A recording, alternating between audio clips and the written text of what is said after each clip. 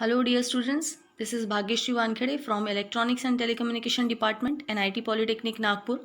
Welcomes you all for the lecture number 1 of the unit Sequential Logic Circuit from the subject Digital Technique. The course outcome means आप लोगों को पता है कि course outcome का मतलब क्या होता है। अभी हमारा 4th यूनिट चल रहा है और 4th यूनिट पढ़ने के बाद हम क्या करने के काबिल बन जाएंगे।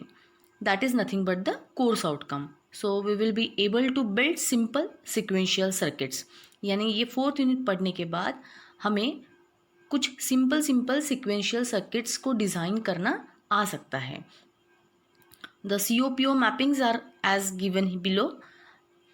CO4 is satisfied by this unit, and PO means after completion of your diploma, the parameters which we are going to complete or fulfill, these are PO1, PO2, PO3, PO4, PO8, PO9 and PO10. तो ये topic complete करने के बाद हम इन सारे POs को भी satisfy करने वाले हैं। इसीलिए ये जो COPO मैपिंग यहाँ पे दिया है वो लेवल के अकॉर्डिंग दिया गया है। Now the learning outcomes means after completion of this topic you will be able to understand the difference of combinational and sequential logic circuit. You will be able to understand need and operation of basic memory cell. इसके पहले वाले unit में यानी combinational logic circuits में हमने adder, subtractor, multiplexer, demultiplexer, code converters इन सभी के बारे में जानकारी ली। लेकिन कॉम्बिनेशनल सर्किट्स का मतलब क्या होता है और हमें सिक्वेंशियल लॉजिक सर्किट्स की नीड क्यों है और उनमें बेसिक डिफरेंस क्या होता है, ये पढ़ना बहुत ज़रूरी है।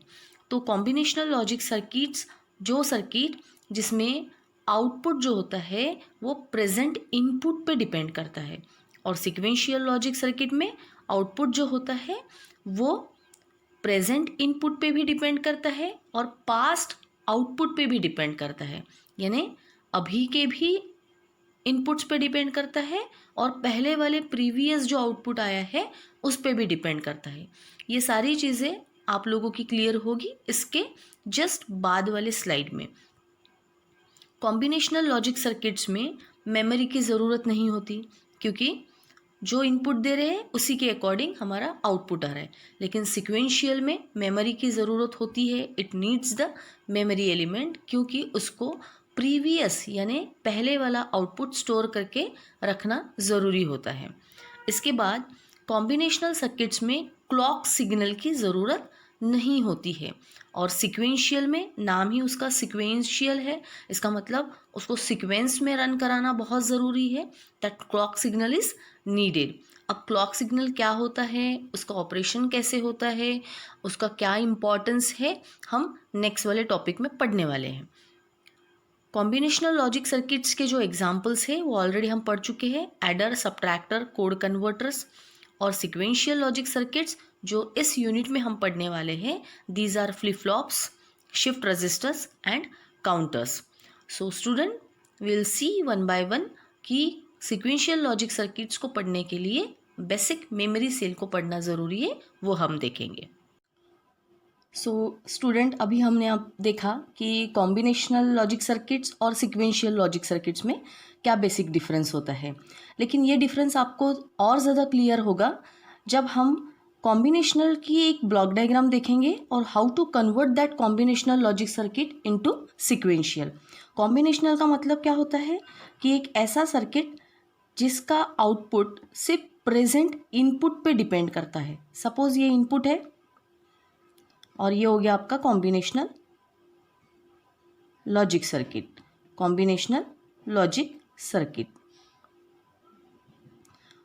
जब हमने इनपुट दिया उसी तुरंत वक्त हमको कुछ ना कुछ आउटपुट मिलेगा, तो इसको कहा जाएगा कॉम्बिनेशनल लॉजिक सर्किट, जिसमें आउटपुट चेंज कब होगा, जब आप इनपुट चेंज करोगे आपका आउटपुट चेंज होगा। जस्ट लाइक कैलकुलेटर आप सभी लोगों ने यूज़ किया हुआ है।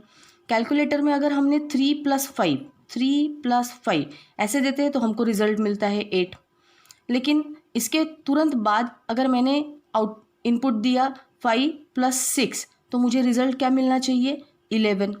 तो इसका मतलब है कि ये जो अभी आया हुआ रिजल्ट है ये पहले वाले इनपुट पे भी डिपेंड नहीं करता और पहले वाले आउटपुट पे भी डिपेंड नहीं करता। ये अभी वाला जो आउटपुट है ये अभी वाले यानी प्रेजेंट स्टेट वाले इनपुट पे ही डिपेंड करता है।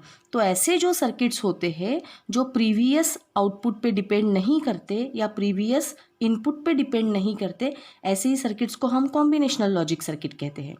लेकिन इसके एग्जैक्टली उल्टा ऐसे सर्किट्स जो प्रीवियस वाले रिजल्ट्स पे भी डिपेंड करते हैं और प्रीवियस वाले इनपुट पे भी डिपेंड करते हैं। इसका मतलब प्रीवियस वाला जो आउटपुट रहेगा उसको स्टोर करके रखना ज़रूरी है और उस स्टोर वाले एलिमेंट को हम कहते हैं, जो स्टोर करके रखता है उसे हम कहते हैं मेमोरी।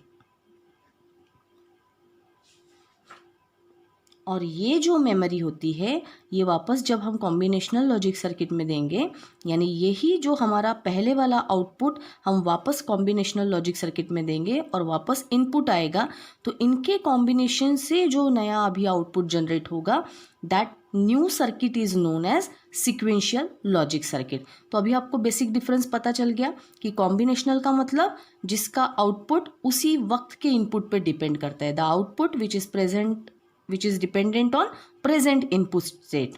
लेकिन sequential logic circuit का मतलब क्या है? The circuit whose output depends on present output as well as previous output and previous inputs also। So just like counter में देखिए, अगर सिंपल एक एग्जाम्पल दे रही हूँ मैं काउंटर में कि हमको 1 से लेके 10 तक काउंट करना है। सो सपोज मैंने पहले 1 को भेजा, तो ये काउंटर का काम क्या होता है? दिस इज काउंटर का काम क्या होता है कि काउंटिंग करना कि मैंने कितने बार चीज़ों को भेजा है। तो सपोज मैंने 1 को भेजा तो काउंटर क्या शो करेगा? 1। लेकिन इसके तुरंत बाद और मैंने एक चीज़ भेज दी तो काउंटर का काउंटिंग कितना होना चाहिए? 2। इसका मतलब काउंटर क्या करता है, जो पहले वाला उसका आउटपुट आया था उसमें और एक ऐड कर देता है। तो अभी काउंटर कितना शो करेगा? 2। अगर मैंने फिर से एक चीज़ भेजी तो अभी टोटल मिला के कितनी चीज़ होगी मेरी? 3। तो काउंटर ने क्या शो करना चाहिए? 3। तो काउंटर क्या करेगा? पहले वाला जो आउटपुट था उसका 2 उसमें और एक ऐड कर देगा, तो अभी काउंटर का वैल्यू कितना बन जाएगा? 3। इसका मतलब काउंटर प्रीवियस वाले आउटपुट को भी सेव करते जाता है और साथ में नए वाले इनपुट्स को भी ऐड करते जाता है। सो इसका मतलब प्रीवियस आउटपुट भी स्टोर करके रखना ज़रूरी है, तो उसके लिए मेमोरी की ज़रूरत होती है और यही सिक्वेंशियल लॉजिक सर्किट होता है जिसमें मेमोरी में हम प्रीवियस आउटपुट्स को स्टोर करके रखते हैं।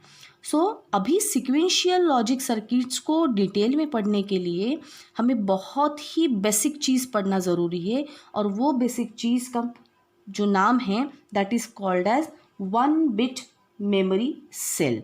उसको कहा जाता है 1 बिट मेमोरी सेल। अब हम देखेंगे कि 1 बिट मेमोरी सेल। हमें पता है कि सिक्वेंशियल लॉजिक सर्किट में memory element plays very important role, इसीलिए और ये जो भी सर्किट्स होते हैं वो कॉम्बिनेशनल रहे चाहे सिक्वेंशियल सर्किट्स रहे, वो बाइनरी डेटास को होल्ड करते हैं। Binary data means in the form of 1 and 0, यानी एट ए टाइम या तो वो 1 होल्ड करेगा या एट ए टाइम वो 0 होल्ड करेगा।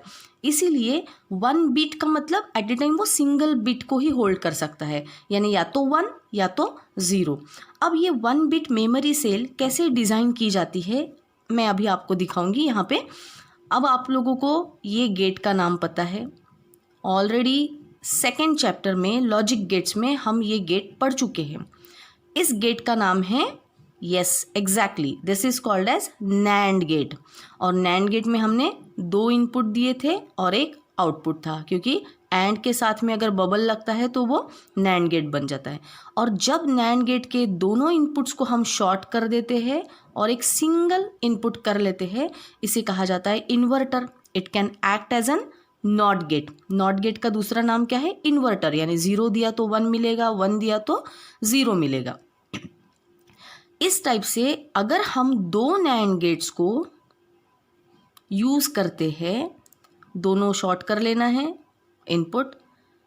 अब ये पहले वाले नैंड गेट का नाम दे दो G1, दूसरे वाले नैंड गेट का नाम दे दो G2। इस नैंड गेट का इनपुट दे दो B1 और आउटपुट Q। और अगर इसी टाइप से दूसरा नैंड गेट है, इसका नाम रहेगा B2। अब ये क्या काम करता है, अगर इन दोनों नैंड गेट्स को इस तरह से कनेक्ट किया जाए कि जिसमें पहले वाले नैंड गेट का आउटपुट दूसरे वाले नैंड गेट के इनपुट के साथ कनेक्ट हो और दूसरे वाले नैंड गेट का आउटपुट पहले वाले नैंड गेट के इनपुट के साथ कनेक्ट हो। सो ये जो कनेक्शंस है इसको कहा जाता है क्रॉस कपल्ड। क्रॉस कपलिंग का मतलब output of first NAND gate is connected to the input of the second, output of second NAND gate is connected to the input of the first, इसलिए ये इसको कहा जाता है क्रॉस कपलिंग। सो और NAND gate दोनों input short होने की वजह से ये इन्वर्टर के जैसे एक्ट होगा, नॉट गेट के जैसे एक्ट होगा, इसीलिए इस कंप्लीट यूनिट को कहा जाता है क्रॉस कपल्ड इन्वर्टर और इसी को कहा जाता है 1 बिट मेमोरी सेल। अब इसको 1 बिट मेमोरी सेल क्यों कहा जाता है, कैसे ये 1 बिट को होल्ड करता है, ये हम देखेंगे। इस सर्किट की स्पेशलिटी ये होती है कि इसमें जो पहले वाले गेट का आउटपुट आता है, suppose that output is Q1, दूसरे वाले नैंड गेट का output is always opposite to this Q1। Opposite का मतलब अगर Q1 की वैल्यू 1 है तो इसकी वैल्यू हमेशा 0 आनी चाहिए, इसकी वैल्यू अगर 0 है तो इसकी वैल्यू हमेशा 1 आनी चाहिए। It is complement of each other. Complement का मतलब हमेशा एक दूसरे के उल्टा रिजल्ट आना चाहिए। सो इसका रिजल्ट अगर Q1 है तो इसका हमेशा रिजल्ट आएगा Q1 bar, that is complement of Q1। इसीलिए 1 बिट मेमोरी सेल को इसी प्रकार से दिखाया जाता है। अब हम देखेंगे कि कैसे ये 1 बिट को होल्ड करता है। अब हम एक चीज़ को अज्यूम करते हैं, इस 1 बिट मेमोरी सेल को समझने के लिए हम अजम्पशन में करते हैं कि सपोज Q1 की वैल्यू 1 है। Q1 की वैल्यू क्या है, 1। अगर Q1 की वैल्यू 1 है तो सेम वैल्यू कहाँ पे जाने वाली है, B2 में। इसका मतलब Q1 की वैल्यू अगर 1 है तो B2 की भी वैल्यू 1 हो जाएगी, यानी B2 की भी वैल्यू यहाँ पे 1 हो जाएगी। लेकिन 1 ये वैल्यू अगर ये inverter just like a not gate से अगर पास होती है तो इसका आउटपुट क्या मिलेगा हमको, यहाँ पे 0। इसका मतलब Q1 बार की वैल्यू क्या मिलेगी, 0 मिलेगी। अब आप देख रहे हो यहाँ पे कि these two are complement of each other. इसकी वैल्यू अगर 1 आई तो इसकी वैल्यू हमेशा 0 आएगी। अगर हमने Q1 की वैल्यू 1 अज्यूम किया है तो ये सेम 1 यहाँ से यहाँ जाएगा, B2 की भी वैल्यू 1 हो जाएगी। B2 की वैल्यू ये नैंड गेट से यानी नॉट गेट से जाएगा, इन्वर्टर से जाएगा तो इसकी वैल्यू 0 हो जाएगी। सेम ये 0 वैल्यू किसकी बनेगी अभी, B1 की, क्योंकि ये same output is given as a input. तो B1 की वैल्यू कितनी बन जाएगी, 0। और B1 की वैल्यू अगर 0 बन गई तो ये 0 वैल्यू इस इन्वर्टर से पास होने के बाद वापस कितना आएगा, 1। यानी Q1 की वैल्यू हमेशा के लिए 1 रहेगा। फिर से ये 1 यहाँ पे जाएगा, ये 1 का 0 होगा, ये 0 यहाँ पे जाएगा। इसका मतलब Q1 की वैल्यू हमेशा अभी 1 रहेगी और Q बार की वैल्यू हमेशा 0 रहेगी। तो इस कंडीशन को कहा जाता है सेट कंडीशन। सेट कंडीशन का मतलब या सेट स्टेट का मतलब क्या होता है कि Q की वैल्यू यानी एक्चुअल जो हमारा आउटपुट है Q1 इज इक्वल टू 1 और Q bar is equal to 0। तो ये कंडीशन को कहा जाता है सेट कंडीशन। अब इसके एग्जैक्टली उल्टा कंडीशन हम चेक करते हैं।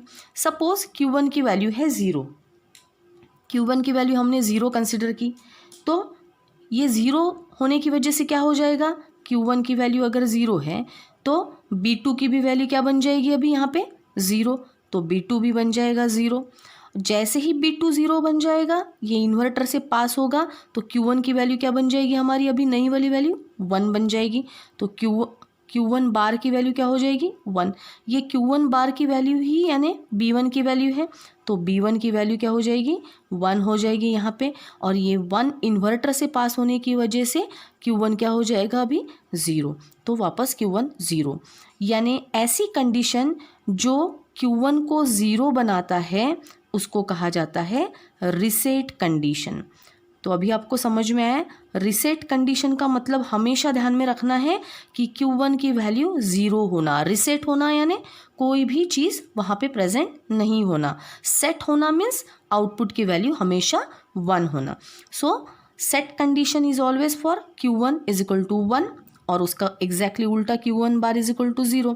रिसेट कंडीशन यानी Q1 is equal to 0 and Q1 bar is equal to always 1। तो ये दो कंडीशंस अगर आपको समझ में आ गई है, इसका मतलब ये हमेशा के लिए या तो 1 को होल्ड कर सकता है या तो 0 को, यानी एट ए टाइम ये जो 1 बिट मेमोरी सेल है ये at a time 1 single bit, इसका अगर एक ही आउटपुट हम कंसिडर करते हैं तो ये हमेशा 1 सिंगल बिट को ही एट ए टाइम होल्ड करता है। That's why this is called as 1 bit memory cell. ठीक है, अभी हम देखेंगे कि why we are converting this 1 bit memory cell into latch. Latch का क्या मतलब होता है और हम उसको लैच में क्यों कन्वर्ट करते हैं। अब जो नया सर्किट हम पढ़ने जा रहे हैं उसको कहा जाता है SR latch. Latch is nothing but a memory cell which can hold a single bit data, यानी just like 1 bit memory cell. लेकिन इस डायग्राम में और लैच वाले डायग्राम में क्या डिफरेंस है अभी आपको यहाँ पे पता चलेगा। अब देखिए, मैंने 1 बिट मेमोरी सेल को कैसे ड्रॉ किया था। 2 नैंड गेट्स लिए थे हमने, उसको इन्वर्टर में हमने कनेक्ट कर लिया था और उनको क्रॉस कपलिंग में कनेक्ट कर दिया था। अब इसी सेम सर्किट को अगर मुझे लैच बनाना है तो SR, S का मतलब होता है सेट और R का मतलब होता है रिसेट, इसलिए in short it is called as set reset या SR लैच। और लैच यानी ऐसा सर्किट जो सिंगल बिट को होल्ड करता है। अब ये SR लैच जो होता है वो नैंड गेट से भी डिज़ाइन किया जा सकता है। SR latch can be design by using NOR gate also, but here we are going to see about the NAND gate. तो इस डायग्राम में हम क्या चेंज करते हैं तो SR लैच बनता है, वो आपको देखना है। अभी same circuit will be there. This is NAND gate, gate number 1, this is NAND gate, gate number 2, इसका output Q, you can write it as a Q। इसका आउटपुट हमेशा क्या रहेगा Q बार, क्योंकि ये दोनों एक दूसरे के कॉम्प्लीमेंट होने चाहिए। बस अब हम यहाँ पे फ़र्क क्या करने वाले हैं कि इन दोनों को शॉर्ट ना करते हुए इनको अगर हम सेपरेट रखते हैं। नैंड गेट में 2 इनपुट्स होते हैं, यहाँ पे भी 2 इनपुट्स हैं, तो हम क्या कर रहे हैं अभी, एक जो आउटपुट है पहले नैंड गेट का, it is taken as the input for the second NAND gate. Again, output of second NAND gate is treated as the input for the first। अभी हमने इसको इन्वर्टर मोड में नहीं यूज़ किया, अब हमने इसको सेपरेट कर दिए दोनों आउटपुट्स को, लेकिन output of first will be treated as input for the second, output of second will be treated as input for the first. और ये जो 2 टर्मिनल्स हैं इनको अगर अभी हम नाम देते हैं सेट एंड रिसेट, तो same circuit is called as SR latch. अब ये सर्किट बनाने की ज़रूरत क्यों पड़ी?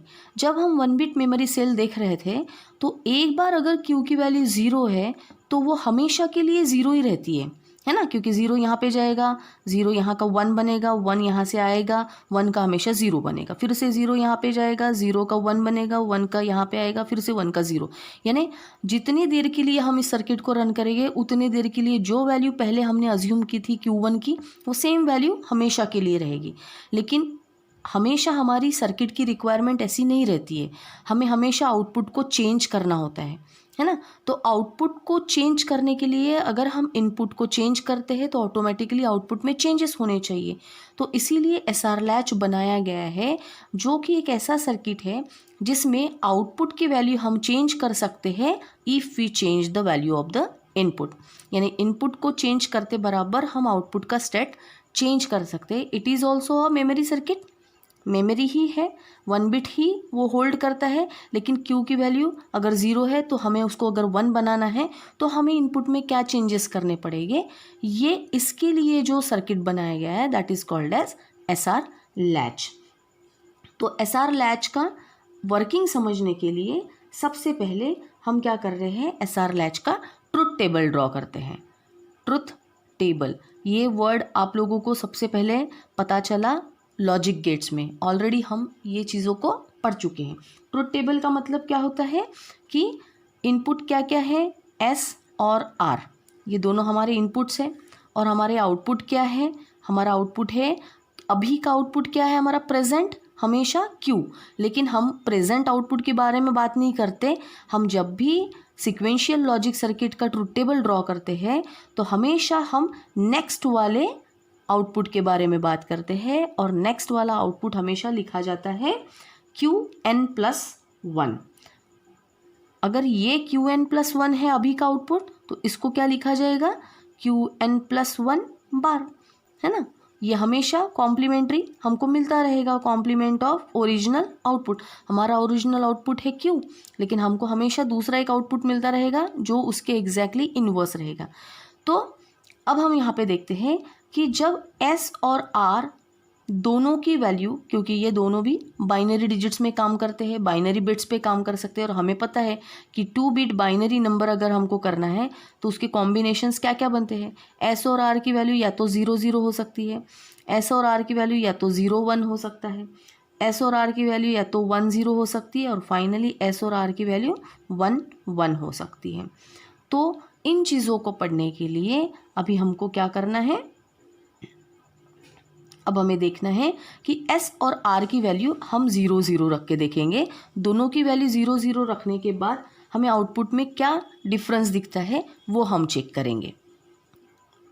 अब यहाँ पे आप देखिए कि S और R दोनों की वैल्यू अगर हम 0 0 रखते हैं, S की वैल्यू 0 और R की भी वैल्यू 0, और नैंड गेट की स्पेशलिटी आप सभी लोगों को पता है कि नैंड गेट में एक इनपुट अगर 0 होता है तो उसका आउटपुट हमेशा क्या आता है, 1, क्योंकि 0 इंटू एनीथिंग, दूसरा इनपुट अगर 0 भी रहे चाहे 1 रहे तो 0 इंटू 1 भी करेंगे तो 0 आएगा, 0 इंटू 0 भी करोगे आप तो भी 0 आएगा। इसका मतलब, और नैंड गेट का मतलब क्या होता है, पहले दोनों इनपुट्स को वो मल्टीप्लाई करता है और जो मल्टीप्लिकेशन का रिजल्ट आता है उसका इन्वर्ट रिजल्ट देता है बिकॉज ऑफ दिस बबल। तो दोनों भी अगर 0 0 है तो R की वैल्यू अगर 0 है तो 0 के साथ जो भी कुछ यहाँ से आएगा वो मल्टीप्लाई होगा, तो 0 इंटू एनीथिंग 0, और 0 का उल्टा मुझे क्या मिलेगा यहाँ पे 1, यानी Q की वैल्यू क्या मिली मुझे 1, 1 यहाँ से जाएगा यहाँ पे, तो ये इनपुट क्या हो जाएगा हमारा 1, और 1 इंटू 0 0, और 0 का फिर से उल्टा क्या मिलेगा मुझे यहाँ पे 1। अब आप देखिए कि Q की भी वैल्यू 1 आई और Q बार की भी वैल्यू 1 आई, लेकिन ये पॉसिबल ही नहीं है। हमें हमेशा ये दोनों कैसे स्टेट में चाहिए, complement of each other, complement of each other, यानी इसकी वैल्यू अगर 1 है तो इसकी 0 आनी चाहिए, इसकी 0 है तो इसकी हमेशा 1 आनी चाहिए। लेकिन जब हम S और R दोनों की वैल्यू 0 0 देते हैं तो Q और Q बार दोनों 1 1 बनने की कोशिश करते हैं, but this is not possible case, ये कभी भी पॉसिबल हो ही नहीं सकता, क्योंकि ये दोनों एक दूसरे के हमेशा कॉम्प्लीमेंट होने चाहिए। इसीलिए इस कंडीशन को कहा जाता है रेस कंडीशन, और ये हमेशा हमें अवॉइड करनी है। S की वैल्यू 0 और R की वैल्यू 0 कभी भी नहीं देना है, क्योंकि ये दोनों भी 1 1 बनने की कोशिश करते हैं। अब हम नेक्स्ट कंडीशन को रन करके देखने की कोशिश करते हैं। अब हमारी नेक्स्ट कंडीशन है S is equal to 0, R is equal to 1। अब आप देखिए कि जो भी नैंड गेट के इनपुट में एक 0 होता है उसका आउटपुट हमेशा क्या आता है, 1 आता है, क्योंकि नैंड गेट में एक अगर 0 है तो दूसरा ऑटोमेटिकली फिर यहाँ पे 1 रहे चाहे यहाँ पे 0 रहे, हमेशा आउटपुट क्या मिलेगा हमको, 1 मिलेगा, क्योंकि वो 0 के साथ मल्टीप्लाई हो रहा है। तो नैंड गेट के इनपुट में अगर एक 0 है तो आउटपुट हमेशा 1 आएगा, और ये 1 यहाँ से जाएगा यहाँ पे, तो 1 इंटू 1 1, और उसका उल्टा क्या मिलेगा हमको 0। इसका मतलब Q की वैल्यू क्या मिल रही है हमें 0, Q की वैल्यू मिल रही है 0, और Q बार की वैल्यू मिल रही है हमें 1। और अब आप लोगों को पहले ही बता चुकी हूँ मैं कि इसको कहा जाता है रिसेट कंडीशन। जब Q की वैल्यू 0 होती है और Q बार की वैल्यू 1 होती है तो इस कंडीशन को कहा जाता है रिसेट कंडीशन। इसका मतलब ही लैच को अगर मुझे रिसेट करना है तो रिसेट टर्मिनल को 1 रखना होता है और सेट टर्मिनल को 0 रखना होता है, उसे कहा जाता है रिसेट मोड। अब हम नेक्स्ट वाला कंडीशन रन करके देखेंगे कि S की वैल्यू 1 और R की वैल्यू 0, तो क्या डिफरेंस दिखता है। अब आप यहाँ पे ऑब्जर्व कीजिए कि R की वैल्यू 0 और S की वैल्यू 1, तो जो नैंड गेट में 0 वैल्यू होती है उसका आउटपुट हमेशा क्या आता है 1। अब ये 1 सेम यहाँ पे गया तो 1 इंटू 1 क्या हो जाएगा 1, और 1 का उल्टा क्या मिलेगा हमको हमेशा यहाँ पे 0। इसका मतलब ये 0 वापस यहाँ पे जाएगा, 0 इंटू 0 0, 0 का उल्टा 1, फिर ये 1 यहाँ पे आएगा, 1 इंटू 1 1 इंटू ये कन्वर्ट होके आएगा 0। इसका मतलब अब आप चेक कीजिए कि Q की वैल्यू 1 है और Q बार की वैल्यू 0 है। तो 1 0 देने के बाद Q की वैल्यू हमेशा 1 होती है और Q बार की वैल्यू हमेशा 0 होती है। और जब जब Q की वैल्यू 1 होती है और Q बार की वैल्यू 0 होती है, उस कंडीशन को हम क्या कहते हैं? Set condition. सेट का मतलब आउटपुट को 1 बनाना, रिसेट मतलब आउटपुट को 0 बनाना। सो सेट कंडीशन के लिए हमेशा सेट टर्मिनल 1 होना चाहिए और रिसेट टर्मिनल 0 होना चाहिए।